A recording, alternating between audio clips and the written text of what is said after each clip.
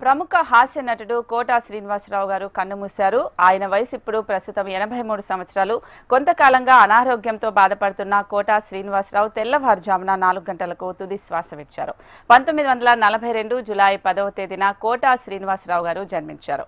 750కి పైగా సినిమాల్లో కోటా శ్రీనివాసరావు నటించారు. కోటా మృతితో తెలుగు సినీ పరిశ్రమ ఇప్పుడు తీవ్ర దిగ్భ్రాంతికి లోనవుతుంది.